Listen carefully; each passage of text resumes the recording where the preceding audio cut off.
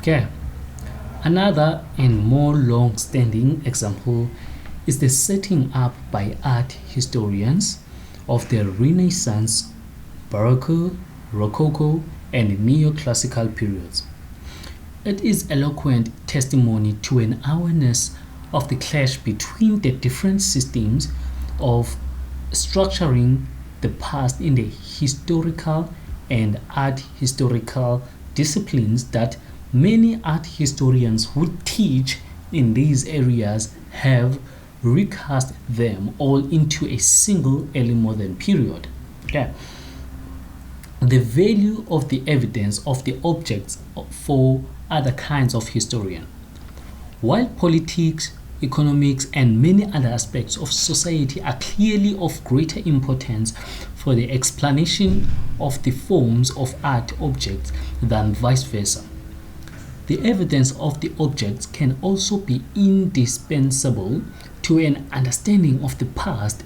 Stylistic analysis, one of the chief art historical tools for dealing with objects, has been criticized from all sides by documentary historians, by archaeologists, by anthropologists, and most vociferously of all, by new art historians.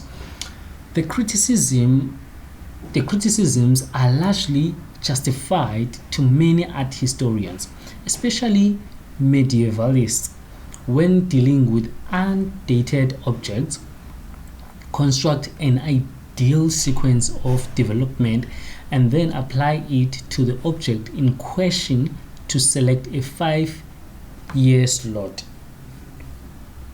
covering 1165 to 70, like taking a reading from a Geiger counter. An example of this is provided by the Donjon at Loches in western France, a building with a documentary date in the early 11th century, which has nonetheless for decades been dated on stylistic grounds to 1120, due no doubt to the assumption that churches must be ahead of castles. The donjon has now been dated on dendrochronological evidence between 1010 and 1030. Against this criticism, however, there is a powerful consideration, namely the importance which style has for the members of a society. One need only recall from one's own experience, whether as agent or critic, the person for whom a difference of mere millimeters in width of a tie or scarf can make between the stylish and the naff. Or the child who refuses to go to school because of the mortification of wearing socks a fraction too long, or the teenager who rejects a present which is exactly as ordered except for what to others is a mere nuance of color. Direct communication with the artifacts of a society provides a means of understanding that society arguably as important as that of the written word. Of course, one can be misled by it, but can one really argue that it is therefore better to ignore it?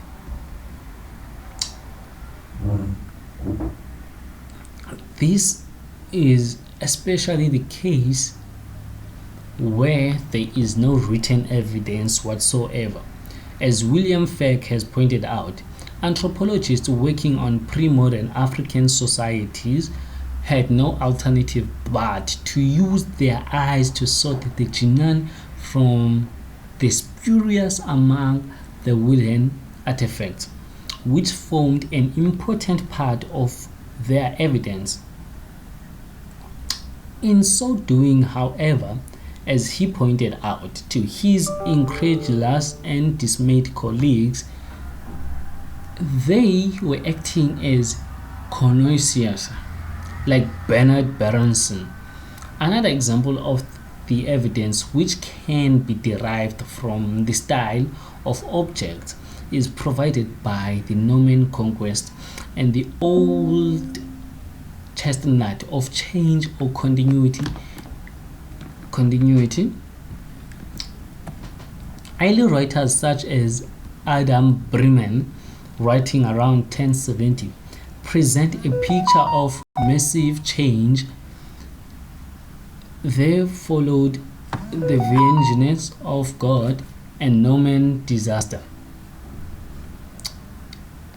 And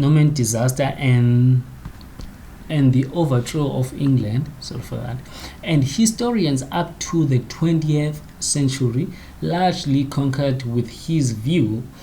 Most historians now, however, would argue the destruction of the English land-owning classes apart for a picture of continuity.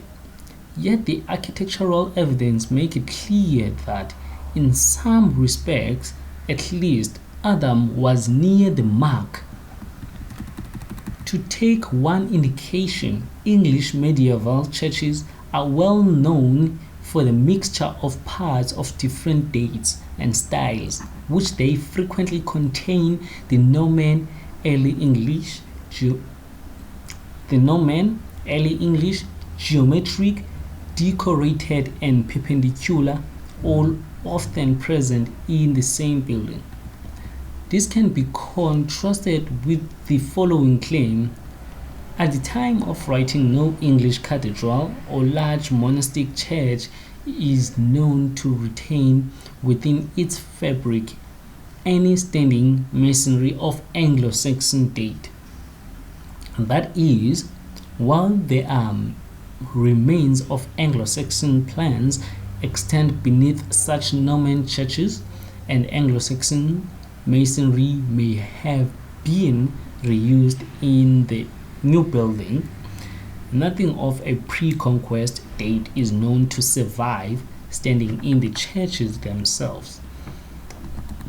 The sole possible exception is Sherborne Abbey, and while it is always possible that other examples will be found, unless there is a positive rash of them, the significance of the observation will stand. It will be difficult to imagine a more graphic illustration of the imposition of one culture on another, which this observation implies. Now, the conclusion. There are many things I have not discovered. Among the most obvious, I have not considered the work of historians who have influenced architectural history, nor have I said anything about historical geography or about antiquarians, if anyone still answers to the term. Equally, comment would be relevant on the position of the architect in history. It is possible that architects are currently not given the prominence they deserve due to an increase in their importance given to social and topographical context. To a reassessment may be warranted. And finally, there is the role of architects as architectural historians.